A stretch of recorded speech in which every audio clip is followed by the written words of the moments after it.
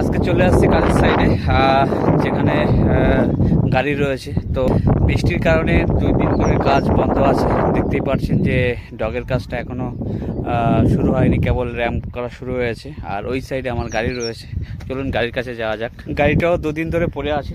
দেখুন এই সাইডে 2 দিন ধরে কাজ করে না বলে যে পকেটটা আছে, পকেটটা হালকা জং পড়ে গেছে। আর ওই সাইডে অপারেটর এখন আপাতত নেই, বসিরহাট গেছে, ওখান থেকে আসবে। আর এই সাইডে সম্পূর্ণ ডক। তো ডকের ওই সাইডে যাব, চলুন বন্ধুরা, ডকটা কি অবস্থা, কতটা কি জল রয়েছে। তো এই সাইডে গতকাল ভালোই বৃষ্টিপাত হওয়ার কারণে কতটা জল জমে গেছে। এই জলটা এখন এই মেশিনের দ্বারাই তোলা হবে। আর ডগের ওই সাইডটা অনেকটা শুকিয়ে গেছে, সম্ভবত কালকে ডগের কাজ শুরু হবে। আর এই মিনি ব্লগ আপনাদের কীরকম লাগে অবশ্যই জানাবেন। আর এই চ্যানেলটার পাশে থাকুন, আরও নিত্য নতুন অনেক কাজের ভিডিও পাবেন আপনারা।